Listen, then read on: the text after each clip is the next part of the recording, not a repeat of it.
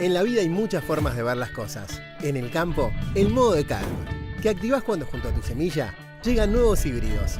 Más genética, asesoramiento, garantía de resiembra, FieldView y red de agroservices. Activa tu campo en el mejor modo. Sumá a Dengo y asegura tu cultivo libre de malezas. Encontrá toda la información de Calv en cultivio.com. Contactate con tu centro de soluciones Innova.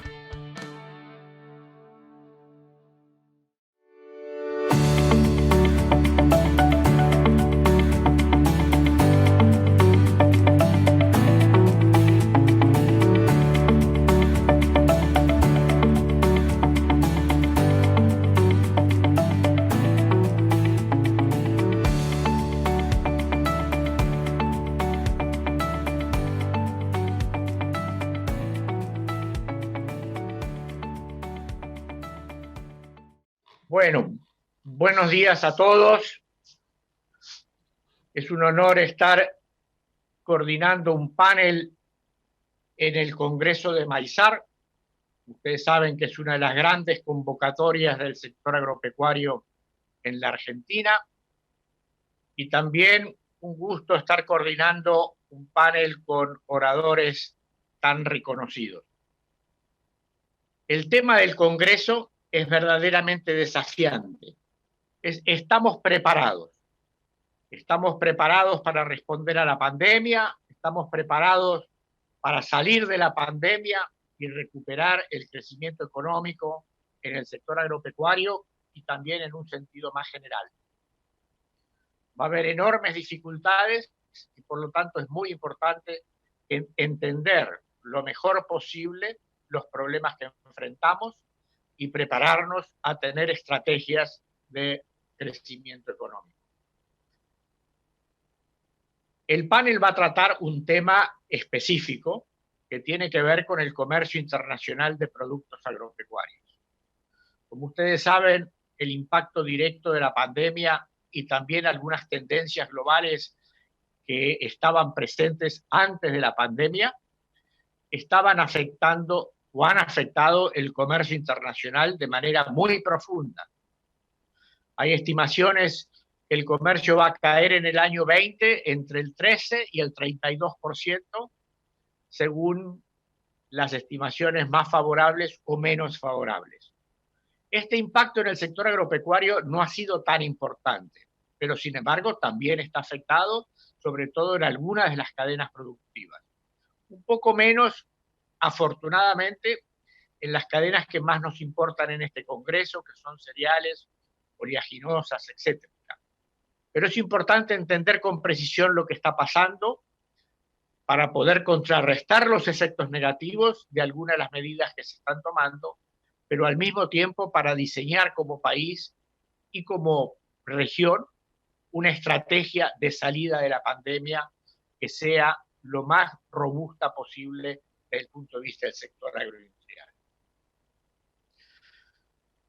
Yo quiero ahora presentarles a los tres oradores. Tienen muy largos currículums, pero voy a ser muy cortito y voy a mencionarlos en el orden inverso de la presentación. Entonces, Luis Zubizarreta, que tiene una larga experiencia en comercialización e industrialización de granos y oleaginosos, es actualmente director regional de Relaciones Institucionales de la empresa Dreyfus Comercial. Es también presidente de Axoja, presidente de la Cámara de Puertos Privados Comerciales y director de la Comisión Permanente de Transporte de la Cuenca del Plata. Como ven, muchos son, pero no sé cómo haces para terminar el día, Luis, con tantos cargos simultáneos. Valeria Piñeiro tiene un doctorado en la Universidad de Maryland, en Estados Unidos. Su cargo actual es economista en el IFPRI, el International Food Policy Research Institute, con sede en Washington. Su trabajo principal tiene que ver con mercados, comercio internacional y modelos de equilibrio general aplicados al sector agropecuario. Y es también profesora de la maestría de Economía Aplicada en la Johns Hopkins University. Máximo Torero tiene un doctorado de la Universidad de California en Los Ángeles, es actualmente economista jefe de la FAO, con sede en Roma, y recién ha sido director ejecutivo del Banco Mundial en representación de Argentina, Uruguay, Perú y Haití, si no me equivoco. Y fue también director del Departamento de Comercio Internacional en el IFPRI. Muchas gracias a los tres por participar en el panel. Tal como hemos conversado, la organización del panel va a ser que cada uno haga una intervención de unos 10 minutos. El orden que acordamos fue Máximo Torero, que va a tratar la parte global, o la dimensión global, luego Valeria, que va a tratar la dimensión regional, y finalmente Luis, que va a tratar la dimensión argentina. Sobre el tema particular del panel, que el tema principal, y voy a leer para que no quede duda, el título del panel son Cadenas de suministro de alimentos, restricciones al comercio y coordinación global en la pandemia. Entonces, con esta breve introducción, le paso la palabra o le doy el micrófono a Máximo Torero. Muchísimas gracias. Es un placer estar acá, Martín. Muchas gracias por la invitación a Maizar. Bueno, lo que yo les voy a presentar es un poco el panorama como lo estamos viendo a nivel global. Y ese panorama es un panorama bastante complejo. Lo estoy poniendo como si fuera una pelea de box en realidad, donde tenemos 15 rounds y vamos en el round número 3.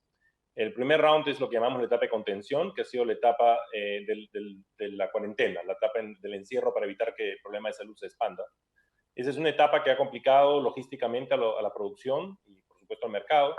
En el caso de cereales, es un mercado que es capital intensivo, mayormente. Es un mercado que no es mano de obra intensivo, pero tenía suficientes reservas, aproximadamente el doble de las que teníamos en el 2007-2008, aunque es importante indicar que el 45% de esas reservas son de China. Pero además había una cosecha muy buena este año, lo cual aseguraba que había suficientes alimentos, pero el problema era más logístico, cómo mover la producción. ¿Por qué? Porque al generar la cuarentena se cerraban la parte logística de transporte y de los puertos. Eso, por suerte, se ha ido mejorando y hoy día en la información que tenemos tiempo real del movimiento de las naves, todo está regulado y no hay mayor problema al respecto. El caso de los productos de alto valor es más complejo porque son más perecibles y por lo tanto sí van a ser más sensibles a lo que es el transporte y además son más mano de obra intensivo. Entonces ahí ha demorado un poco los ajustes y hemos encontrado problemas bastante serios en la industria de carne, en el caso de Estados Unidos, y en otras industrias en otras partes del mundo.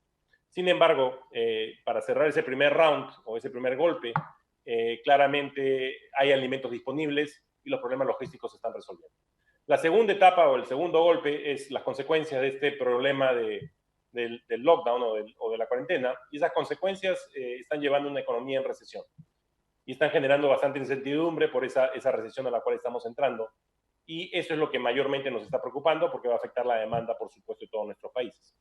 Entonces, un poco lo que hemos analizado es todos los mecanismos de transmisión y los canales de transmisión que se pueden dar tanto por el lado de la oferta como por el lado de la demanda y cómo estos pueden afectar la situación de cada país. Y este análisis se puede hacer a nivel de país y viendo cómo cada dimensión y cada país tiene distintas vulnerabilidades y cada dimensión los puede afectar.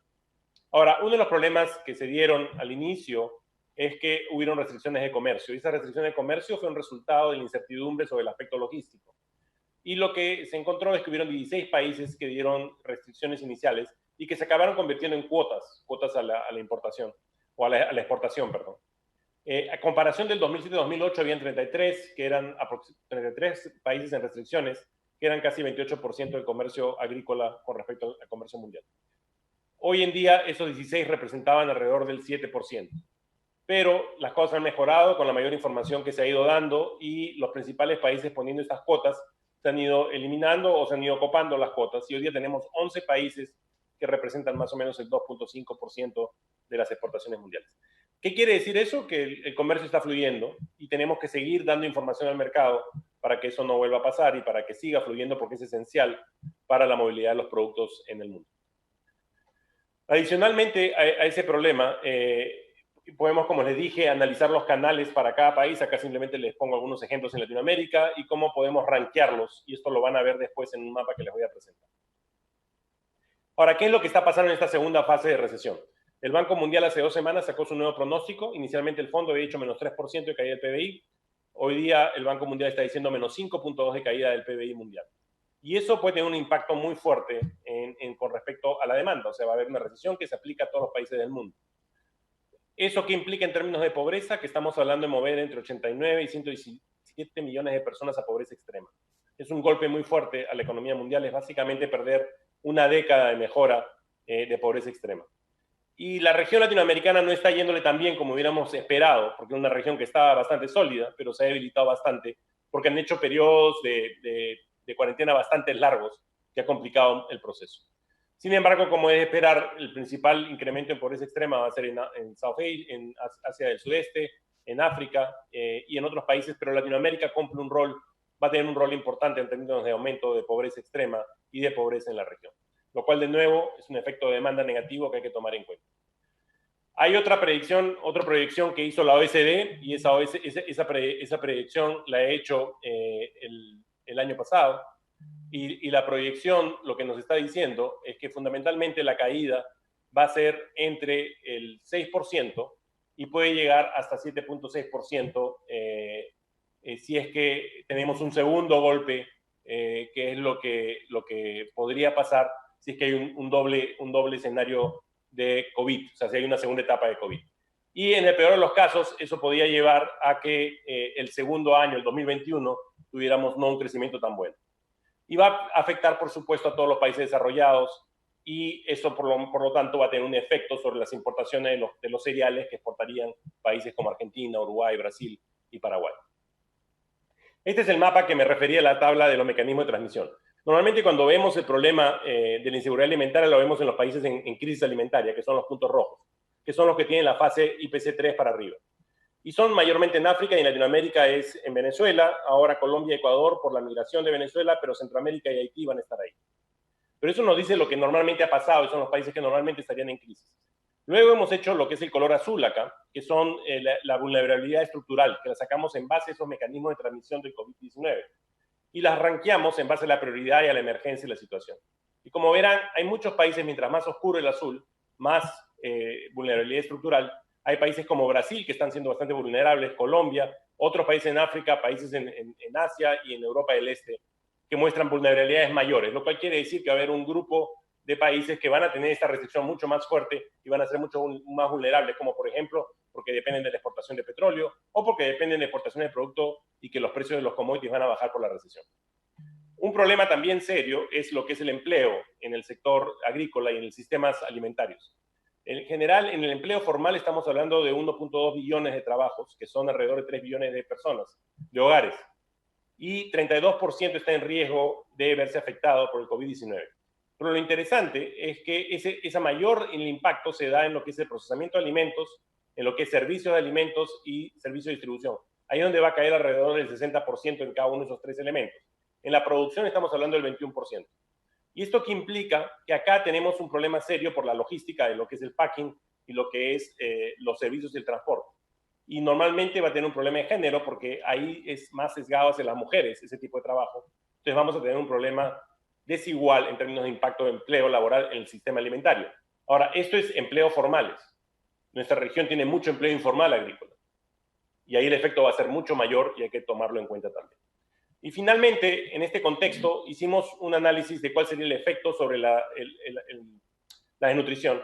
Y encontramos que trabajando con los tres escenarios, el escenario del fondo, el 3%, el escenario del 5% ahora del banco y el 10% del doble golpe o de la segunda ola, que nos moveríamos entre 38.2 millones a 80.3 millones de personas entrando a desnutrición, o a malnutrición, pero en países importadores netos. Si vemos todos los países del mundo, estamos hablando entre 70 millones y 120 millones, entre 5 y 10% de caída del PBI. Ahora, ¿qué es lo que hay que ver para el futuro? ¿Y qué es lo que se puede hacer y qué es lo que tenemos que aprender? Primero es la trilogía salud, alimentos y desarrollo. ¿Y por qué salud? ¿Por qué seguimos insistiendo en salud? Porque estamos saliendo este segundo round golpeados, porque hemos estado meses sin salir, tenemos una recesión fuerte, segundo round, y estamos entrando en un tercer round. ¿Y por qué es la pelea de box? Porque en cada round me pueden hacer knockout. No es una maratón, es distinto a una maratón. El COVID me puede hacer knockout en cada round porque estoy débil. Y si no tomo en cuenta la salud y en mis cadenas de valor que las quiero reactivar y que se van a reactivar, dado que el COVID sigue vigente en todos lados, voy a tener un cierre, no por decreto, sino un cierre por un problema de salud. Entonces, lo que decimos es que tiene que haber una trilogía donde tenemos que empujar los estándares de salud para poder mover los alimentos y buscar oportunidades de desarrollo. Entonces, la primera parte es importante, que es las poblaciones más vulnerables. Pero ¿por qué esto es relevante en lo que estamos hablando hoy en día? Porque acá hay que ser bastante, creo, eficaz en ver las vinculaciones. No solo es dar alimentos a los más pobres, no solo es reactivar mecanismos para que las escuelas escolares que dieran alimentos y que hoy están cerradas puedan darlo de otra forma a través de bancos de alimentos, por ejemplo, pero además es tratar de usar al sector productivo que va a estar con necesidad de liquidez y con problemas para que distribuya esos alimentos que van a perder la demanda en el mercado internacional.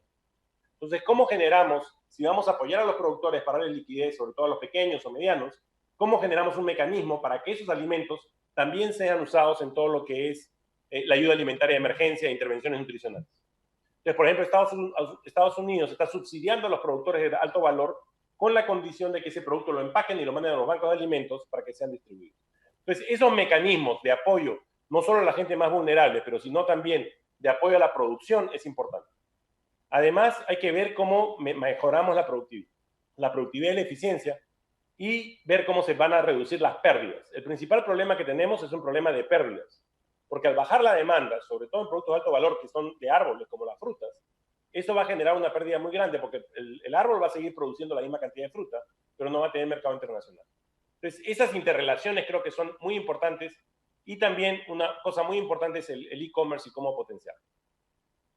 Luego tenemos el problema del comercio, y acá hay que promover el comercio, como dije al comienzo, pero también una oportunidad es acelerar el comercio intrarregional. Hay regiones que se van a ver más beneficiadas que otras, pero creo que tenemos que trabajar para lograr eso. También, por supuesto, ver cómo, de acuerdo a las necesidades del país, bajar los impuestos a las importaciones para que podamos ayudar a los más vulnerables. Pero el problema de exportación y generar nueva demanda para compensar esa caída de demanda del mercado internacional creo que va a ser central, ya que hay que ser estratégicos y también tener inteligencia, información e inteligencia, sobre todo para un país como Argentina, por ejemplo, que tiene que colocar en el mercado internacional cereales. Creo que hay que tener mucha inteligencia e información dónde va a haber esa demanda y por dónde se puede potenciar a nivel mundial, pero también a nivel regional. ¿Y qué es cómo acabamos en esta situación? Tenemos un antes y después. Aquí está un ejemplo de la industria de carne. El antes está a la izquierda, el después a la derecha. Claramente el después no es suficiente. Y esto va a implicar en todo lo que es el packaging y el procesamiento un cambio logístico mucho más fuerte. Vamos a tener mucho más de robótica, mucho más de automatización, y esto ya está pasando muy fuerte en Europa y en ciertas partes del mundo. Y tenemos que preparar a nuestro capital humano para eso. No está preparado y la velocidad se ha acelerado mucho por el COVID-19. Lo que es vegetales se va a empezar a producir más cercano a las ciudades. ¿Por qué? Porque es la commodity que menos se mueve en el mercado internacional, menor de distancias, y se puede manejar en ambientes controlados como el cultivo horizontal de ambientes controlados. Entonces, eso es lo que va a pasar, eso es lo que creemos que se va a empezar a mover. Vegetales se van a acercar mucho a las ciudades y no va a ser más un mercado internacional fuerte. La automatización también va a estar muy fuerte, sobre todo en lo que es packaging, va a aumentar mucho la automatización. Y finalmente, el e-commerce es importante, pero el e-commerce tiene muchas dimensiones. Una dimensión es que tiene que tener el transporte, el delivery. La segunda es que tengo que tener buen acceso, por supuesto. Y la tercera es que tengo que tener buenas plataformas y lo que es el dinero móvil. Si no tengo esas dimensiones, hay que preparar a los países para que lo puedan hacer, para que esto pueda empezar a funcionar, porque claramente va a ser algo que en el mundo se está empezando ya a mover de una forma muy acelerada. Muchísimas gracias, y con eso espero, y por supuesto las políticas macroeconómicas, y muchas gracias por el tiempo. Gracias, Martín. Bueno, muchísimas gracias, Máximo, por una muy interesante presentación. Entonces le doy la palabra a Valeria.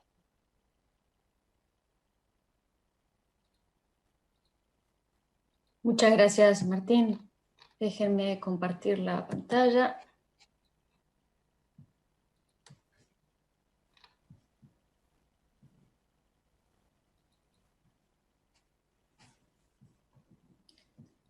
Ok, ¿lo ven bien? Sí. Ok.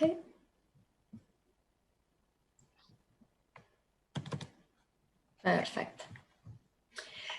Bueno, primero que nada les quería agradecer muchísimo, Maysar, por la invitación, y definitivamente es un honor estar con este panel. Mi intervención, como dijo Martín al principio, va a estar enfocada más bien en Latinoamérica, y voy a presentar un trabajo que hemos estado realizando en el IFPRI con David Laborde, en el cual vamos a medir el impacto del COVID-19, más que nada para poder ayudar en el diálogo sobre las medidas necesarias para mitigar los efectos que va a traer esta pandemia a la región. Okay. Con lo que me gustaría empezar mostrando la cronología del impacto. En realidad la podemos dividir en 3 etapas. En el corto plazo, como bien dijo Máximo, vamos a tener mayor incertidumbre de logística, restricciones a la exportación y a otros tipos de comercio, desperdicios, o sea, un aumento en lo que se llama food loss waste, desempleo y sobre todo el cierre de colegios. En el mediano plazo seguirán los cortes de empleo, surgen problemas en las cadenas productivas, que es lo que hemos estado observando últimamente, y en el suministro de los insumos, que será importante para la siguiente cosecha. Y se empiezan a ver impactos ya en la disminución de los ingresos en las familias y aumentos en inseguridad alimentaria, como Máximo también ya lo mencionó. En el largo plazo veremos una recesión mundial y la posibilidad de dietas menos nutritivas en las familias. O sea, resumiendo, la crisis la podemos ver en 3 etapas, en la cual la podemos dividir en lo que sería el impacto, la transmisión y la mitigación. El análisis sobre las políticas y la priorización de estas políticas que acompañan cada una de estas etapas son y serán indispensables para el futuro. Ahora, ya hablamos entonces de las etapas de las crisis, y ahora me gustaría resaltar la conexión que surge entre un problema de salud con la crisis económica y una crisis alimentaria.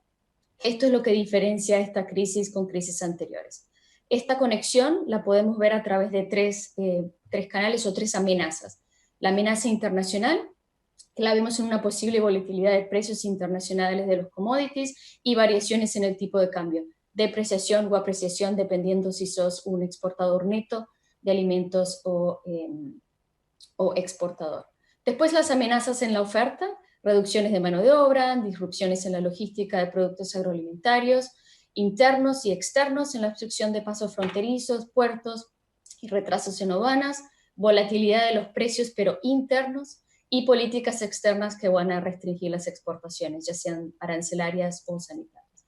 Y después las amenazas a la demanda, que las podemos ver en interrupciones en el acceso a la producción, reducción del poder adquisitivo, de crecimiento económico, desempleo, aumento de la pobreza y desigualdad.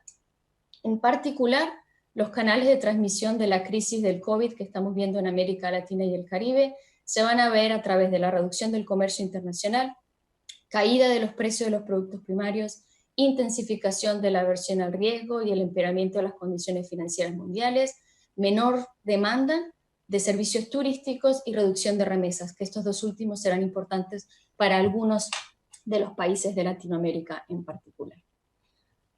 Entonces, antes de empezar a analizar los impactos de la crisis en América Latina, me gustaría resaltar algunas peculiaridades de la región para poner contexto a los efectos. Las economías de América Latina parten de una situación más delicada que otras economías emergentes y avanzadas para enfrentarse a la pandemia. La primera es que en el segundo semestre del 2019 el crecimiento de la región continuó siendo muy débil. Segundo, puede ser que si bien el grado de apertura comercial es menor en la región comparado con otras áreas emergentes, algunos países presentan una elevada vinculación o conexión con ciertas economías que son las que se han visto ya afectadas mayormente, que es Estados Unidos, la Comunidad Europea y China en particular. Chile y Perú, por ejemplo, tienen una gran conexión, como lo ven en el gráfico de la izquierda, con China, y México con Estados Unidos. Esto es tanto en la exportación de bienes finales como también en la participación de las cadenas globales de valor. Y la figura de la derecha que muestra la composición de las exportaciones. mostrando el rol de los commodities en la región, agricultura y minería, incluyendo también, de los 6 países más grandes de la región, donde, como vemos, solo México muestra que el sector manufacturero tiene un gran porcentaje, mayor del 50%, pero es el único. ¿Cuál es la otra cosa? El reducido espacio fiscal que cada uno de estos países latinoamericanos tiene.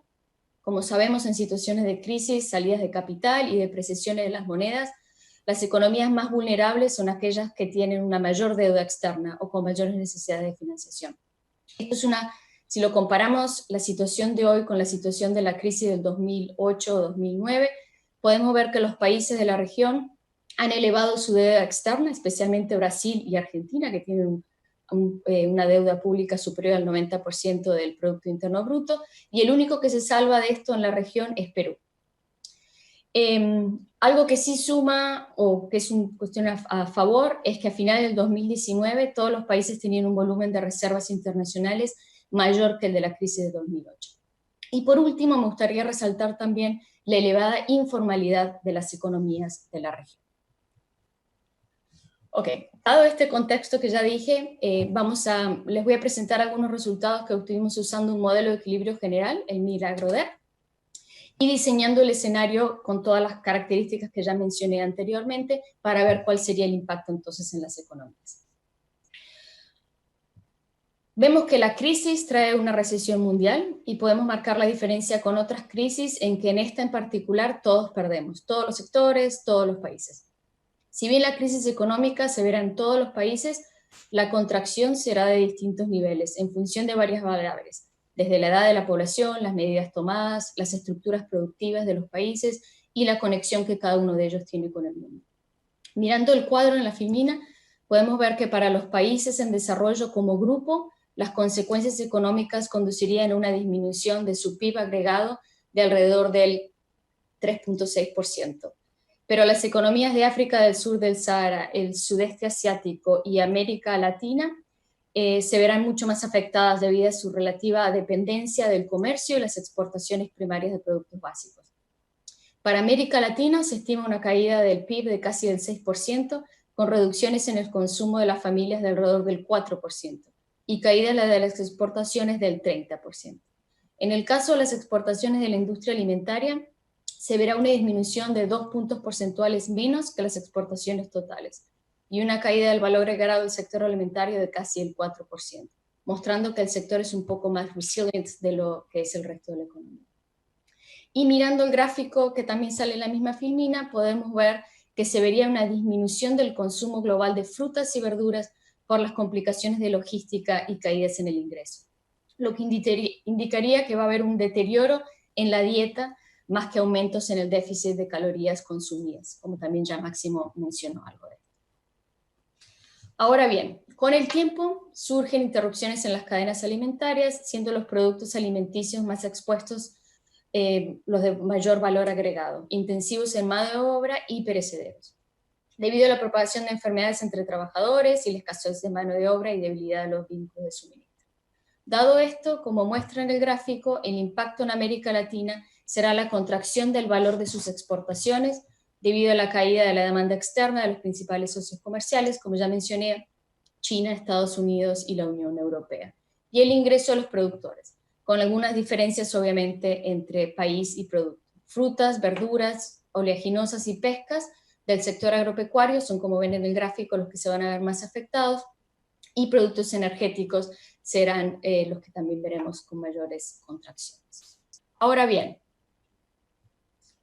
¿cuál entonces será el impacto de esta crisis sobre el valor de exportaciones del Mercosur? Es claramente negativo. Bienes perecederos, como ya mencioné, frutas, hortalizas, flores, se han visto afectados por la disminución del tráfico aéreo de pasajeros, que ahora lo voy a recalcar más adelante, dado que los aviones comerciales se utilizan con frecuencia para transportar dichos productos, además de obviamente la contracción en la demanda de esos productos.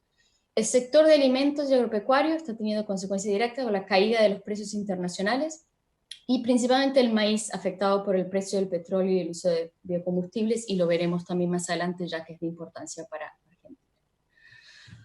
Ahora, quiero mostrar nada más una cuestión de costo de transporte, que Si bien también Máximo lo mencionó, esto es los números, y me parece que Luis va a recalcar mucho esto en su presentación. Pero lo que sí vale la pena mencionar es la interpretación, que esto es importante para interpretar los resultados que les di anteriormente. Los costos de transporte y logística, hay una gran diferencia entre aérea y marítima. Los costos de transporte aéreo estuvieron en un récord de alta, afectando los productos perecederos, mientras que el transporte marítimo no había tenido mayores incrementos en el costo.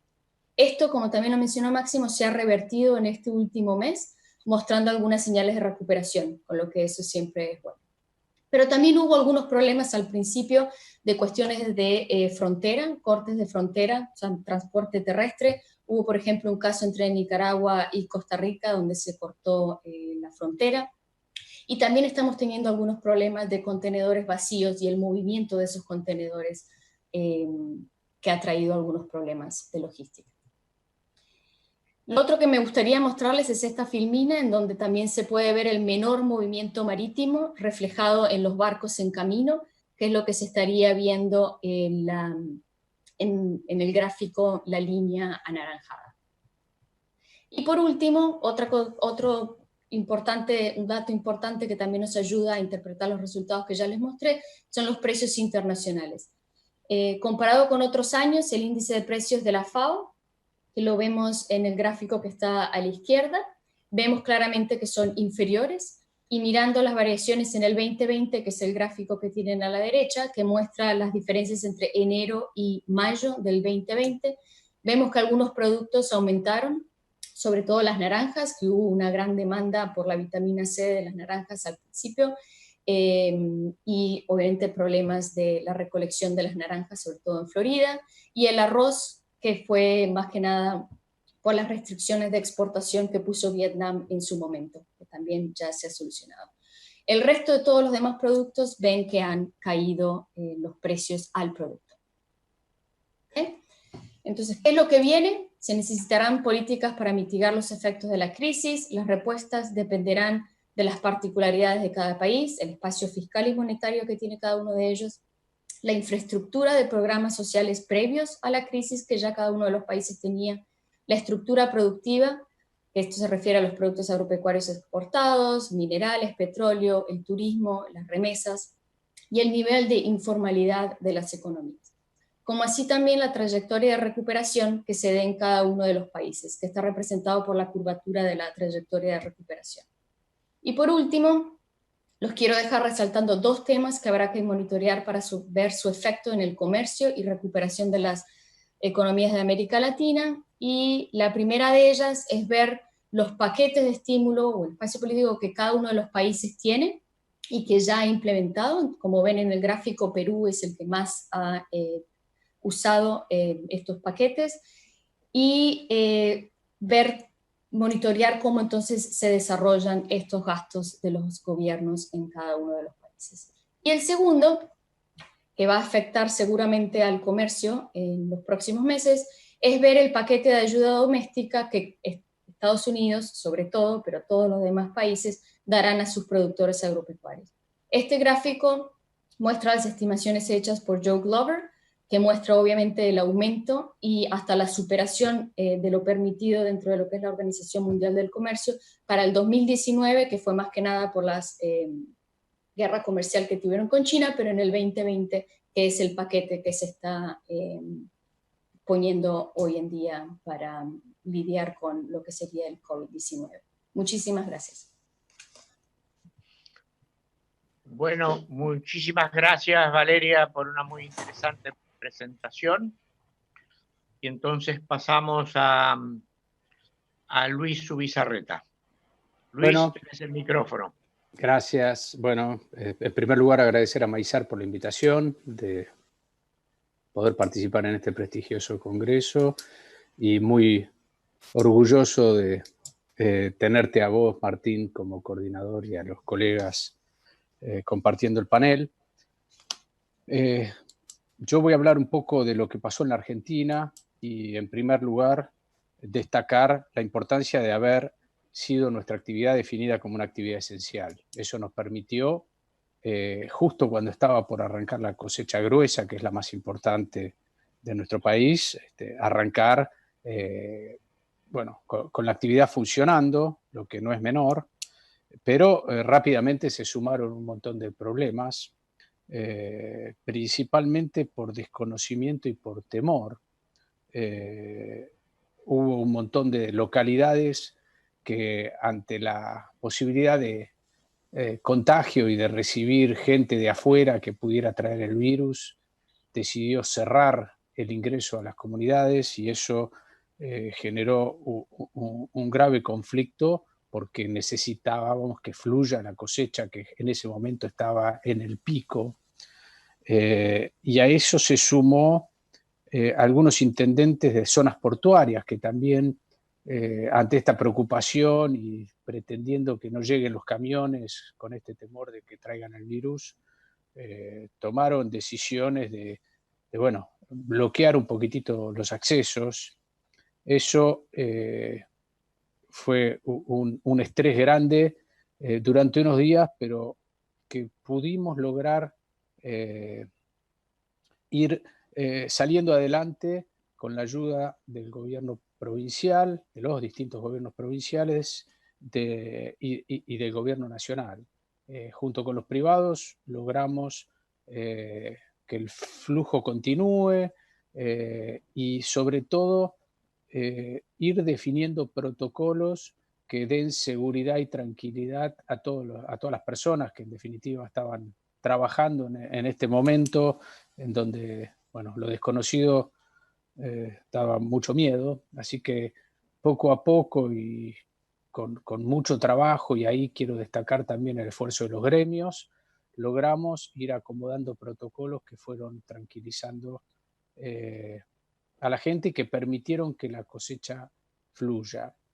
Ahí quiero destacar otro tema muy relevante que es, digamos, las inversiones privadas que hubo en terminales y en puertos y que permitieron también que no se acumulen camiones. Creo que, bueno, todos los operadores fueron prudentes en el recibo de camiones, pero además la infraestructura en una cosecha que es una de las principales cosechas históricas de la Argentina funcionó y funcionó muy bien, sin grandes demoras de camiones y, bueno, como decía, con algunos estrés temporarios, pero que se fueron solucionando. Y ahí también marcar que pese a todo esto, tuvimos récord de embarques en este periodo, pese a que también se nos sumó una situación muy compleja que fue la bajante del río. O sea, se combinaron esta situación del COVID con una bajante extraordinaria del río que no se producía hacía más de 50 años y que limitó la carga de los buques, por un lado, y por otro lado generó un montón de contingencias, varaduras, accidentes que en algunos momentos llegó a trabar el flujo. Sin embargo, pese a eso, bueno, la operación continuó, fuimos trabajando y solucionando todos los problemas. Y ahí, desde el punto de vista de la Nación, hubo un gran esfuerzo del Ministerio de Transporte y de la Subsecretaría de Puertos, que creo que hay que destacar, porque una de las grandes preocupaciones pasaba por los barcos que llegaban con tripulaciones del exterior y obviamente mucha gente se tiene que subir a los barcos en el momento de las operaciones, entonces había también ahí un temor que llevó un tiempo, pero que lo fuimos encaminando ahí también con protocolos para evitar generar situaciones de contagios. Pero bueno, fue un proceso largo. Acá, como bien decía Valeria, uno de los problemas que padecimos fue la baja de los precios. Indudablemente eso nos perjudicó, aunque hay que decir que una parte importante de la cosecha había sido vendida previo a todo este problema. O sea, el productor se adelantó principalmente ante la posibilidad de que subieran las retenciones y eso hizo que hubo una venta un poquitito por encima de lo histórico, pre-cosecha, que permitió que zafe de alguna manera de esta baja de los precios.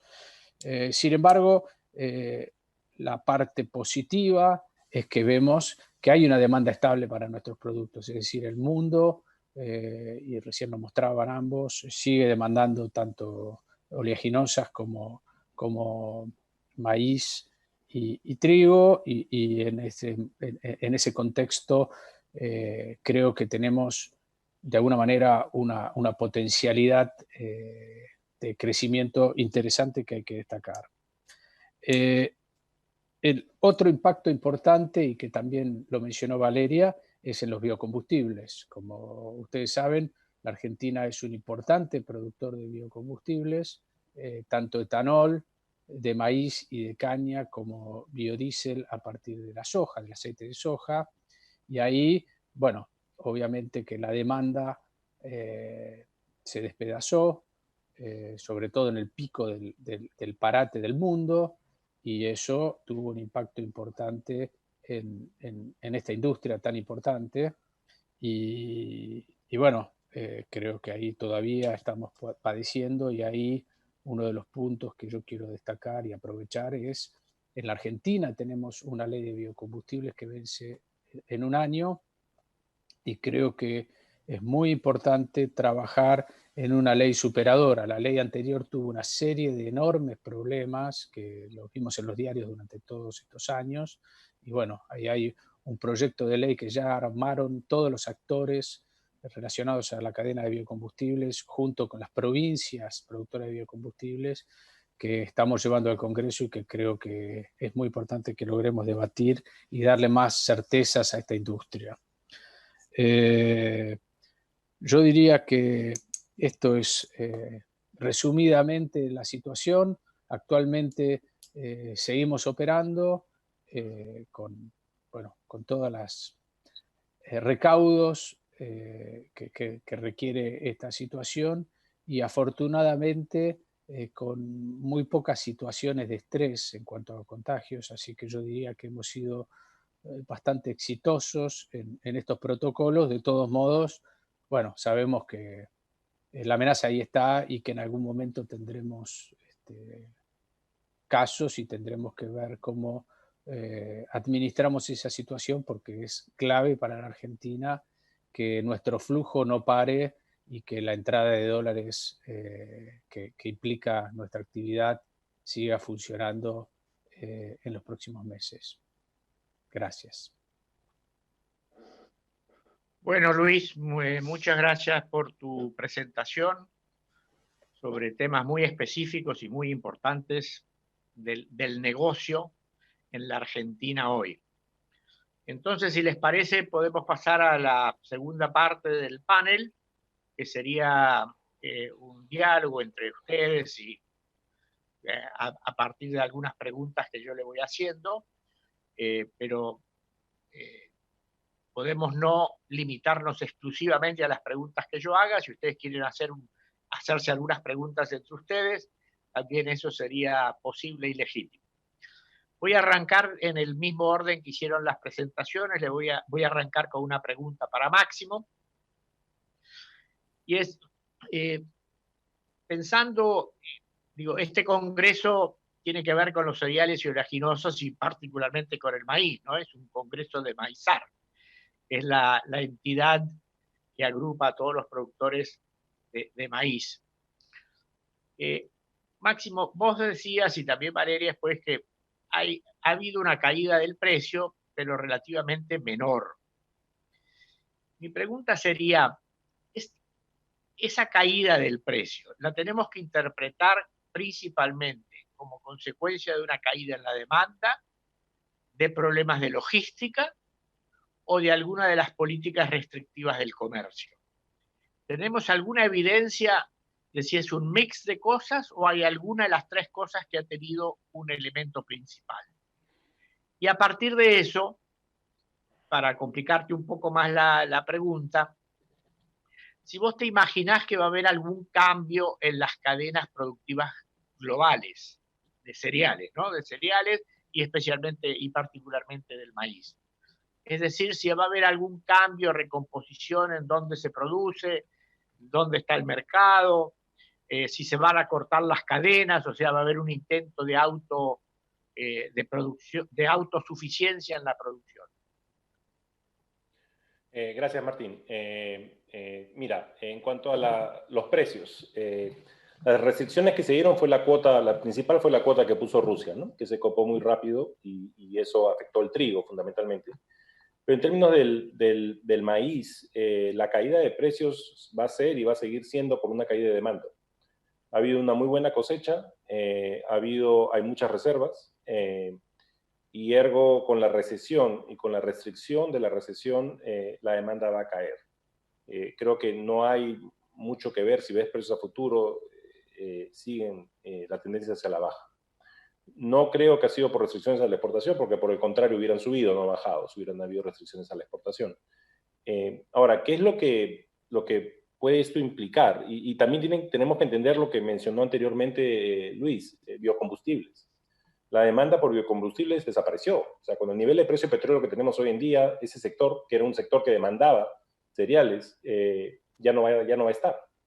Y esa presión de demanda desaparece.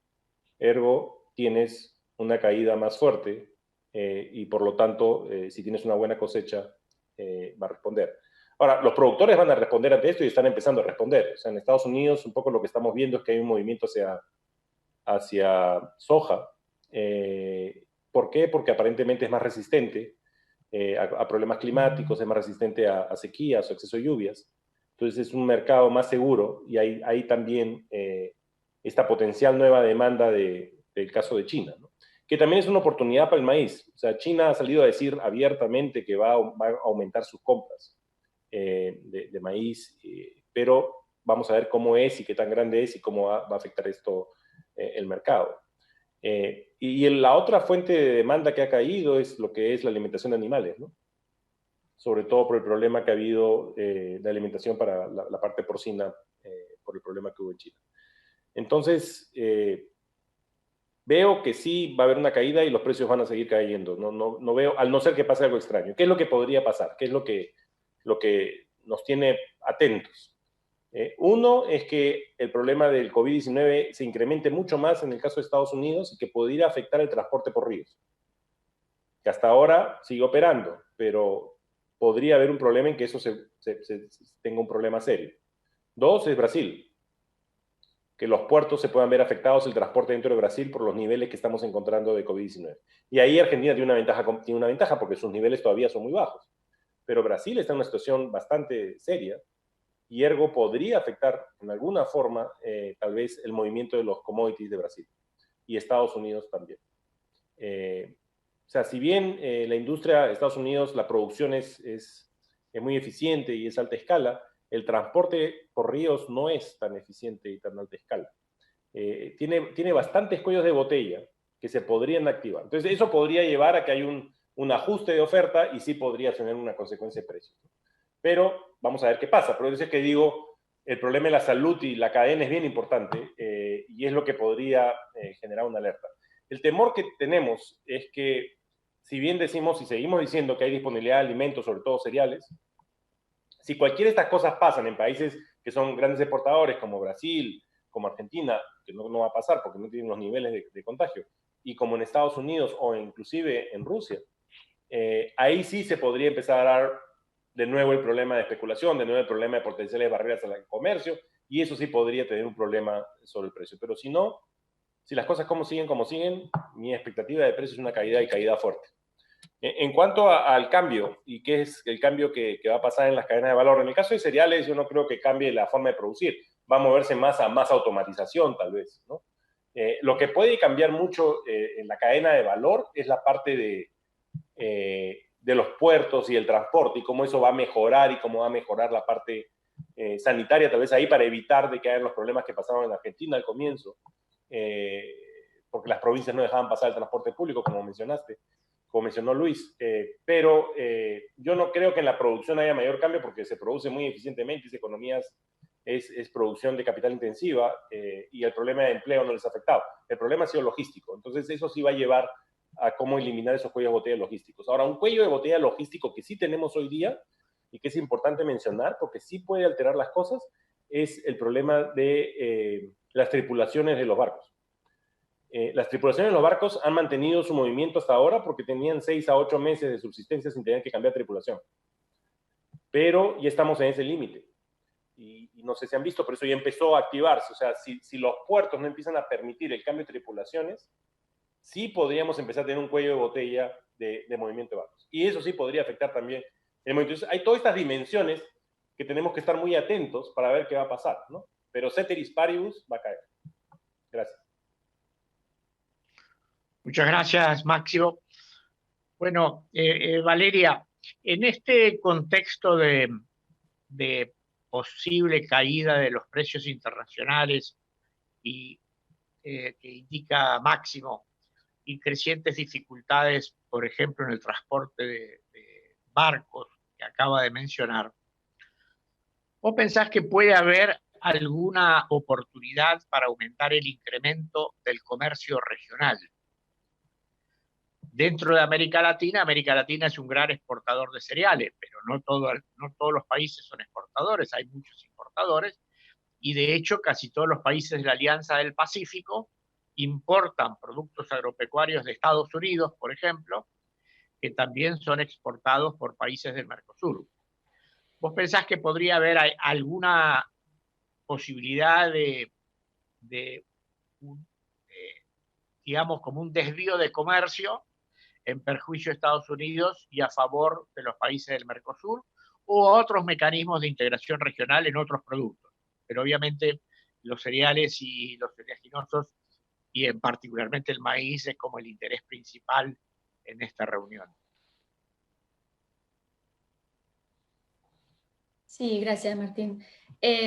Siempre es una posibilidad. Se ha hablado de integración latinoamericana desde hace muchísimas décadas y siempre ha habido movimiento, pero nunca se ha terminado de hacer. Estados Unidos sí tiene tratados de libre comercio con muchísimos países, Centroamérica, Chile, Colombia, así que, y Brasil también. Con lo que no es tan sencillo, ¿no? En algunas cosas. Con esta crisis en particular, lo que sí se ha empezado a ver es que sí hay más comunicación, o por lo menos dentro de la región, y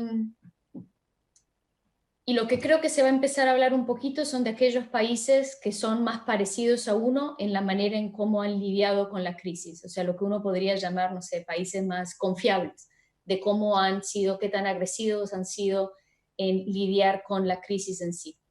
Eso puede llegar a ayudar a que haya más intercambio comercial entre países que se crean parecidos en ese sentido. Es una posibilidad. Yo creo que lo que sí es una cosa interesante o que es importante más que nada en esto es la parte de logística, como ya lo han mencionado Máximo y Luis también.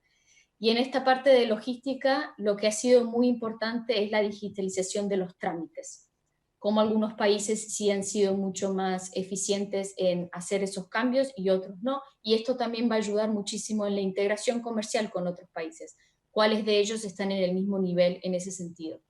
Y una cosa es lo del e-commerce, ¿no? Toda la parte del e-commerce y cómo se maneja la parte impositiva del e-commerce entre los países, también va a ser algo que valga la pena discutir y cómo se van a empezar a unir estos grupos.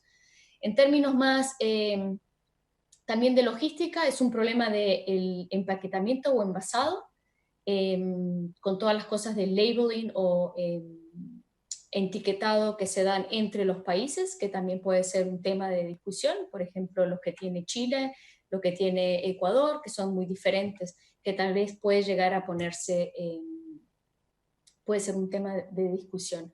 La otra cosa que también ha cambiado en el parte del envasamiento es el tamaño de los paquetes que se han empezado a hacer, ¿no? La gente ahora consume más en casa, con lo que necesitan paquetes más pequeños que lo que se hacía a nivel comercial. Que también esto puede llegar a ser uno de los temas de discusión. Y la otra, obviamente, es cómo se va a dividir el mundo geopolítico, ¿no? Lo que teníamos en el 2019 era Estados Unidos por un lado, China por el otro, y las tensiones comerciales que se daban entre ellos. Ahora con esto de la crisis se ha complicado un poco más y va a haber también algún tipo de movimiento geopolítico entre los países, donde también es una oportunidad para Latinoamérica como un sí para discutir su propia integración. Gracias. Muchas gracias, Valeria, por una respuesta muy interesante. Luis, vos hablaste mucho de las cuestiones de logística y de los problemas de logística que se han enfrentado y cómo se han ido resolviendo. Una parte importante de eso tiene que ver con el tráfico fluvial. Y el tráfico fluvial está administrado, por decirlo de una manera, por lo menos por los 4 países del Mercosur. Vos y yo participamos en una red que se llama GPS, que trata todo el tema del Mercosur, la agroindustria en el Mercosur. La pregunta que te quería hacer, aunque hablaste un poco de eso, pero si a lo mejor podés precisar, es ¿cómo están trabajando los 4 países en las cuestiones de logística? ¿Hay ahí problemas sustantivos a resolver o los problemas se han ido resolviendo y hay un esquema de colaboración y de cooperación adecuado, por llamarlo de alguna manera, entre los 4 países?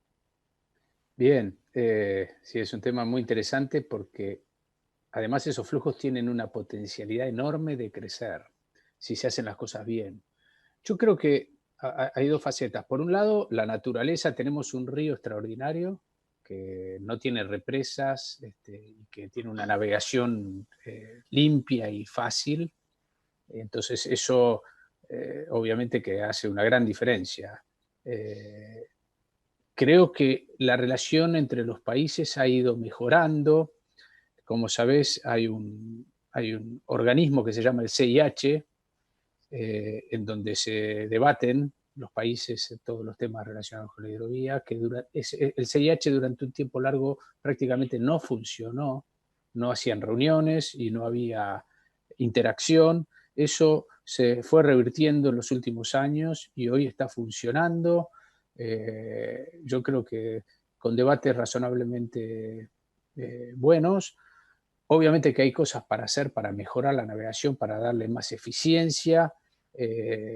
Los procesos entre varios países son lentos porque cada uno tiene que consultar y de repente no es fácil tener grandes logros, pero lo más importante es que está funcionando el órgano decisorio con reuniones periódicas y yo te diría que hubo una inversión muy grande en infraestructura en el río, enorme.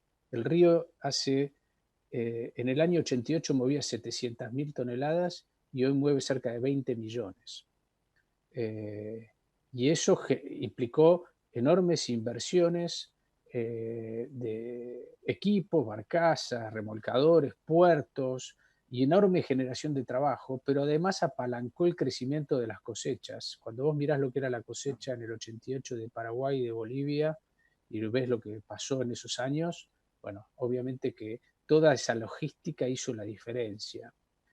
Así que creo que hay que seguir trabajando. La infraestructura tiene capacidad para mover más, pero los gobiernos tienen que seguir conversando para que haya protocolos más claros y para que, bueno, todos nos convenzamos, y creo que ese es un gran desafío para la Argentina. La Argentina a veces tiene la sensación que le está haciendo un favor a los que están aguas arriba al permitir que fluya esa mercadería y es al revés, digamos, a los argentinos también nos conviene que esa mercadería entre por puertos argentinos, que salga la producción de esos países e incluso aprovechar, y ya lo estamos haciendo, gran parte de esa producción para industrializarla localmente, es decir, generar trabajo a partir de esos flujos de los países hermanos con los que nos comunicamos a través del río. Así que creo que es un gran tema y te agradezco que lo hayas introducido, Martín. Bueno, muchas gracias, Luis. Es, en todo caso, una buena noticia la tuya. Sí. Si les parece, hacemos una segunda ronda de preguntas también en el mismo orden. Entonces, Máximo, la pregunta cambiaría un poco el foco, en el sentido de decir, bueno, la seguridad alimentaria mundial es un tema importante y central para el mundo, para todo el mundo. La pandemia obviamente lo ha agravado sustantivamente. Y también la pandemia ha mostrado que la coordinación internacional en temas de salud es imprescindible. En los temas de seguridad alimentaria también ha habido un cierto consenso de que es una responsabilidad global y que los países tienen que trabajar juntos. La pregunta sería, ¿qué pensás que se podría hacer en términos de mejorar y aumentar la coordinación y la cooperación internacional para enfrentar los temas de seguridad alimentaria?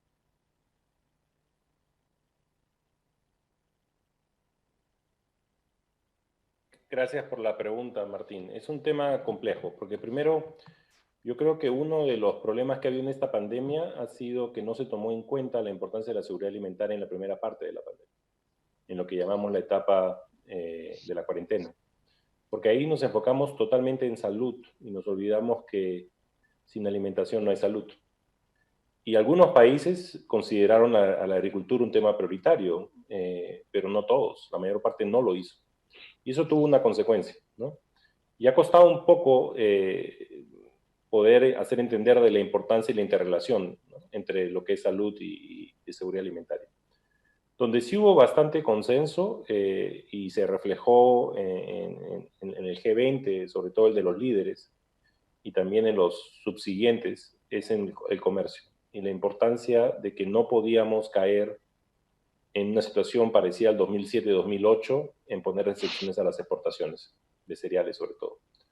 ¿Y por qué? Porque era evidente de que había suficiente producción en el mundo y que habían suficientes reservas en el mundo.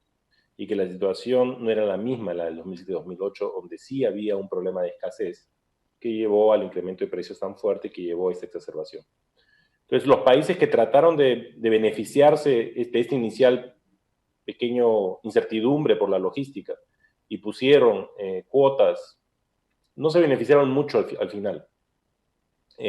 Sobre todo los que pusieron, el que puso la cuota de arroz, ¿no?, que trató, pero después se dio cuenta que no ganaba nada en hacerlo porque hubo bastante cooperación entre países importadores para evitar de que hubiera esa exacerbación innecesaria de precios. Entonces creo que ahí lo que mostró es que un sistema como el AMIS, el Agricultural Market Information System, que se generó en el G20 de París, como consecuencia de la crisis alimentaria del 2007-2008, funcionó.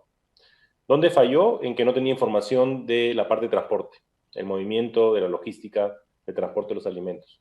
Pero eso se solucionó rápido y se consiguió esa información y con eso se pudo aclarar bastante ese mercado. Entonces es un proceso de aprendizaje. Pero ¿dónde podríamos mejorar?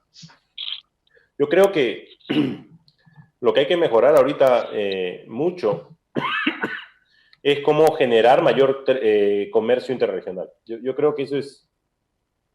Esta recesión lo que nos va a dar a notar es que los países que exportan alimentos van a tener una caída en demanda muy fuerte y tienen que crear nuevas demandas. Y esas nuevas demandas van a tener que ser por comercio más cercano físicamente.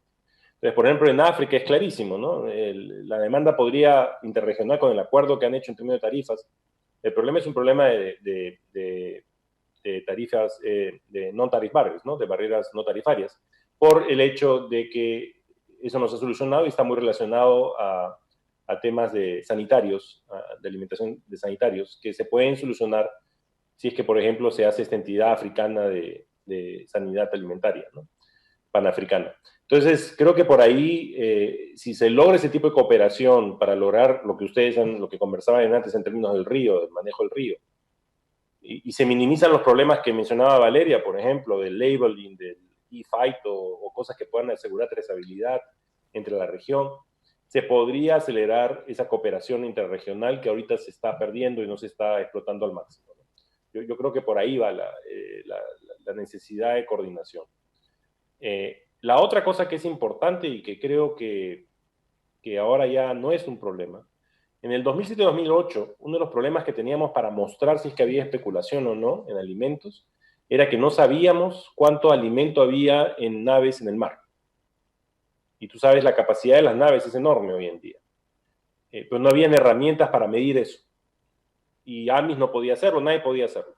Hoy día, con la información que hay de movimiento de naves, es impresionante, pero sabemos exactamente cuántos alimentos de alto valor hay en el mar, cuántos alimentos de cereales hay en el mar. Entonces eso nos da más información que nos permite también poder aclarar el mercado si es que seguir este mecanismo de intento de especulación, si es que entramos en un periodo de crisis, porque eso no se da. Entonces yo creo que hay que seguir aclarando la información. Los países grandes tienen que ser más transparentes en la información de reservas y de stocks que tienen. Es un esfuerzo muy grande también que hay que hacer, porque esa información, si bien se ha hecho un esfuerzo con AMIS, hay países muy grandes que son grandes importadores y que la información de stocks no es clara.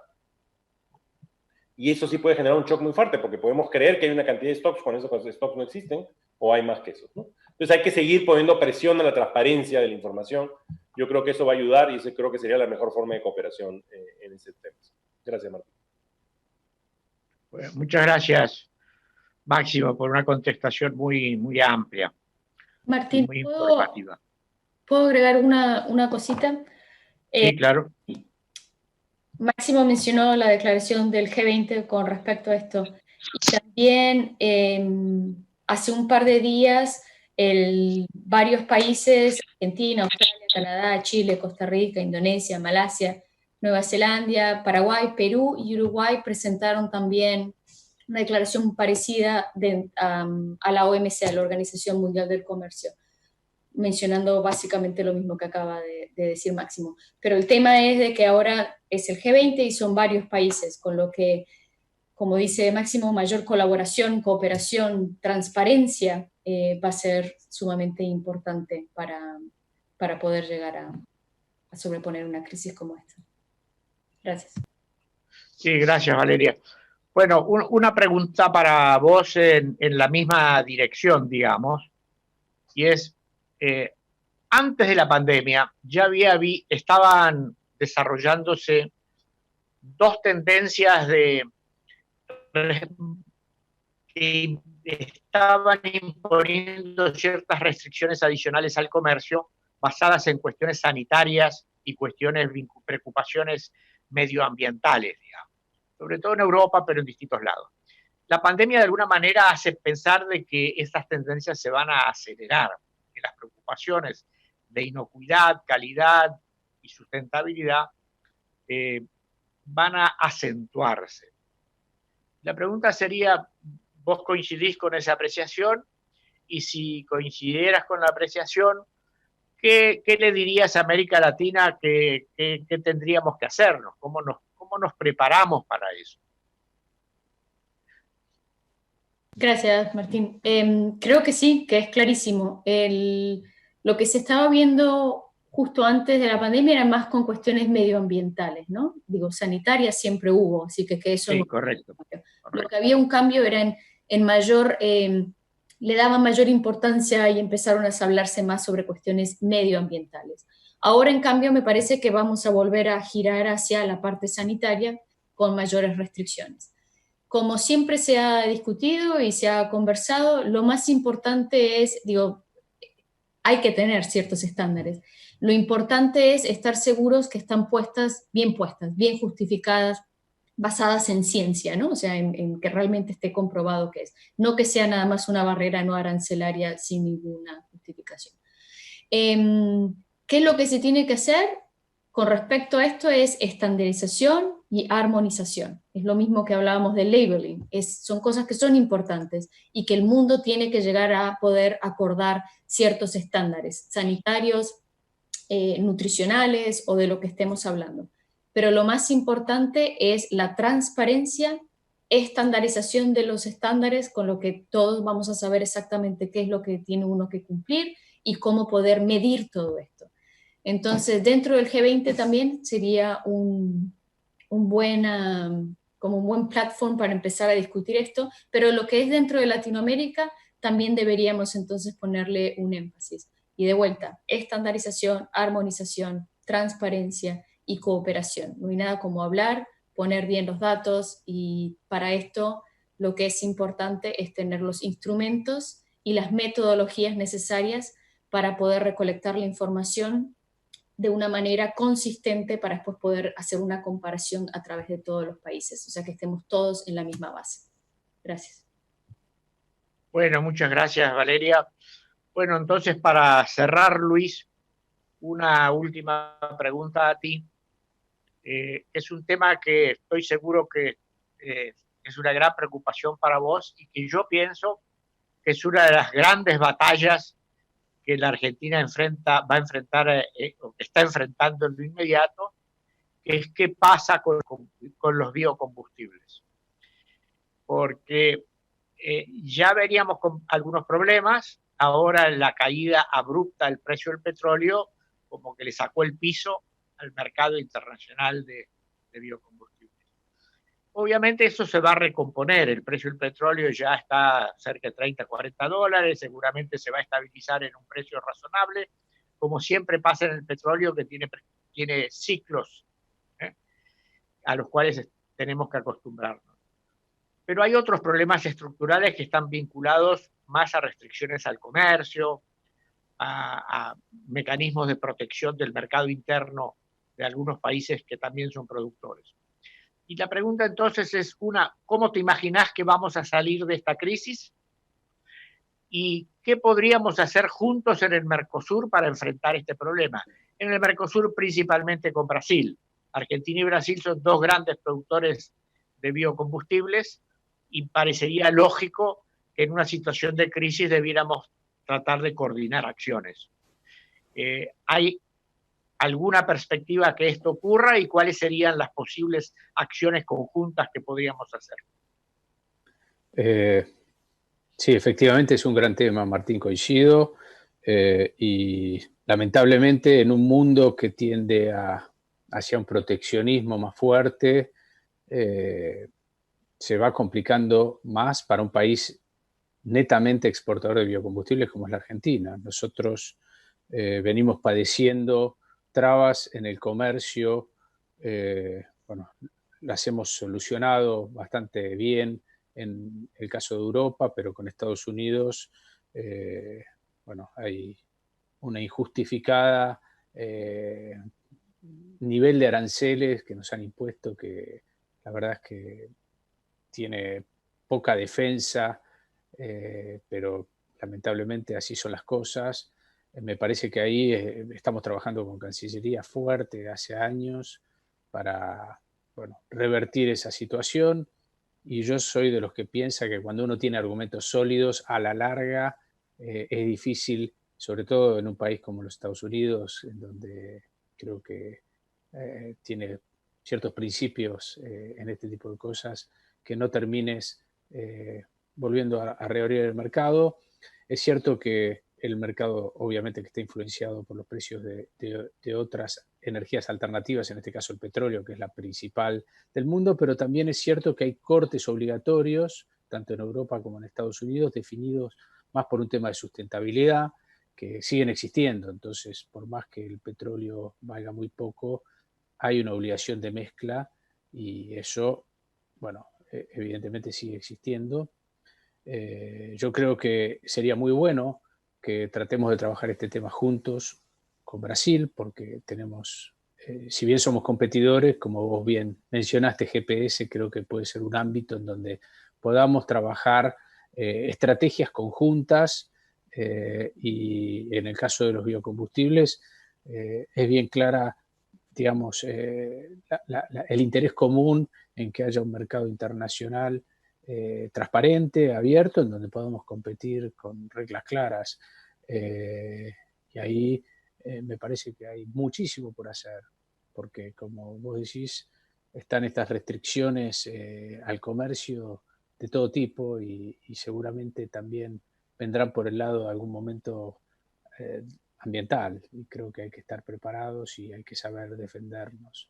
Y vuelvo a insistir también en el mercado doméstico. Nosotros tenemos también un corte obligatorio y me parece que es algo que tenemos que reanalizar de modo tal de que podamos aprovechar nuestros propios recursos en generar energía que tiene un montón de beneficios, primero por la potenciación de las cadenas desde donde se producen esos combustibles y además por el tema de la sustentabilidad. O sea que me parece que ese es un debate muy importante que debemos tener. Bueno, muchísimas gracias a los tres. Con esto damos por terminado nos hemos pasado un poquito de horario, me parece, de los que nos habían asignado. Yo les quiero agradecer muy especialmente en nombre propio y en nombre de Maizar por sus participaciones. Creo que han hecho que el panel ha sido muy interesante. Así que muchas gracias a los tres. Gracias. Gracias. Un Muchas gusto. gracias a todos. Hasta el próximo Congreso Maizar. Esperemos Muchas gracias. vernos físicamente. Gracias. Bueno, adiós. Adiós.